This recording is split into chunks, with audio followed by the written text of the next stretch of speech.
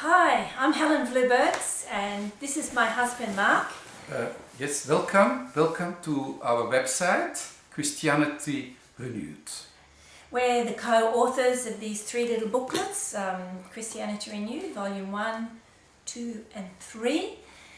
We want to introduce to you a little bit about the topics, give you some background of how the books were written and why they were written, and basically just get started with the whole process of some questions and answers that we know you're interested in. Yes, the title Christianity Renewed looks like a strange title. The reason is actually both of us, we are members of the Baha'i Faith, and the founder of the Baha'i Faith, Baha'u'llah, he says that religion has to be renewed. It's a basic concept within the Baha'i Faith, the renewal of religion. Why not? Everything else is renewed in the world. Why shouldn't religion be renewed too? Yes. And this is now the problem that Christianity has been around for about 2000 years, and it is based on Jesus. But what happened when I was born in a very strong Catholic family, but what happened was that when I encountered the writings of Teilhard de Chardin, a very famous Catholic theologian, he says that when we talk about Christ, we are not talking about Jesus who lived 2000 years ago, we are talking about the Christ spirit. Like Jesus says, before Abraham was, I am. You know, if Jesus can say before Abraham was, he wasn't talking about himself. Not his physical person. Absolutely not, because otherwise his mother would even be older than Abraham, and that's impossible. He's talking about the spirit, the Alpha and the Omega. That makes sense, doesn't it? It makes sense. But then, when we look at it in this way, so Christianity we have to look in a much broader context, really. We have to look at Christianity from the beginning of creation until the end. There is no end, really. Alpha and the Omega. And now, just before we get into the Christian topics, Mark, yes. I just wanted you to tell the people who are watching this a little bit about the background of writing the books and about your own Christian. Your brother was, I believe, a Jesuit priest in the University of the Pope in Rome, and that's where your interest in these topics started, wasn't it? Well, actually, I always have been interested in God. I've always been interested in the Creator, you know, and also, of course, been brought up in a Catholic country. My parents very strong Catholics. My aunties, they were all in convent.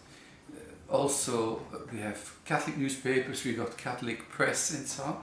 Yes. So for me, Christianity and Catholicism was the same thing. So it was only later when I went to England and I went to the Netherlands that I started to realize Christianity is much more than that. And then I went to Turkey, I was working in Africa for United Nations, and I realized that there are other people who have another base for their entire life, you know?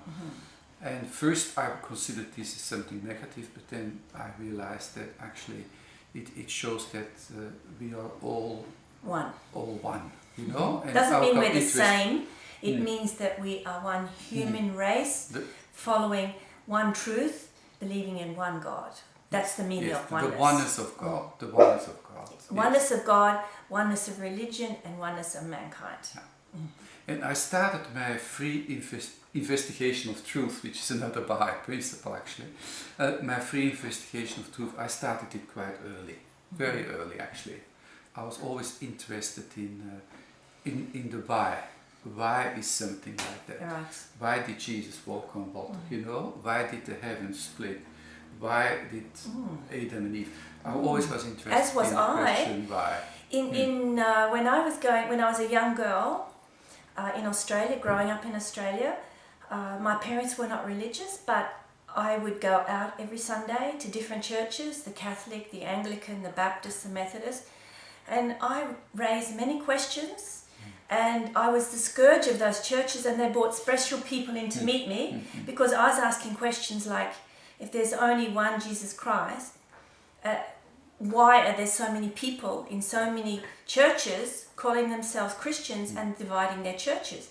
The other question I always asked my whoever was around, was if there was Adam and Eve were the first man and woman, and Cain and Abel were their sons, where were the daughters? Where did the daughters come from who married Cain and Abel? And to me also, the most fundamental question that really bothered me more than anything else was the fact that some of the churches I went to, I won't mention any names, but they said we are saved and everyone else is going to hell. And as a young girl, I rejected that. So that was the beginning of my search. So here I am in Australia, a young female, doing my search. Mark is in Belgium doing a similar search, and that's our background. So yes. Yeah, so that's really very, very important, that we do our own free investigation of truth. You know, Baha'u'llah says that when he talks about true justice is to see with your own eyes and to hear with your own ears. You know, not through the eyes of others and not through the ears of others. And that is really true. Is true justice. So in the same way, when these questions that you're asking, they're very, very relevant. They're extremely relevant. Many people today, they have already gone a step further. They have just, they don't consider anymore Christianity to be able to be renewed. They say it will die. It will slowly die. And basically that's what we see happening in society today. Christianity is slowly dying. I would say not Christianity, but the vitality of men's belief in the fundamental truths that are espoused by the churches is dying. Is dying at the moment. And it's understandable because religion has been the cause of so many wars and conflicts. Again, I would like to just add to that. It's not actually the religion, but it's the followers of the religion. It's the man-made ideas behind the religion that is the cause of the division. Yeah.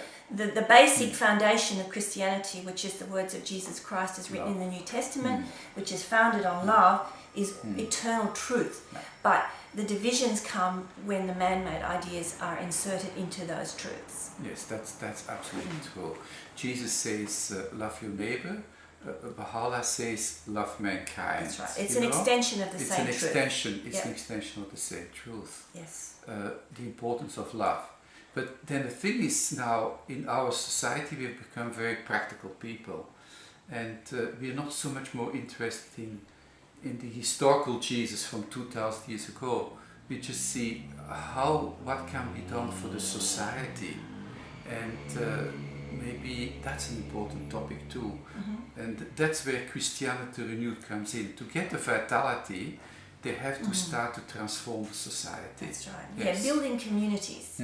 That's our goal. And this is a practical type of thing.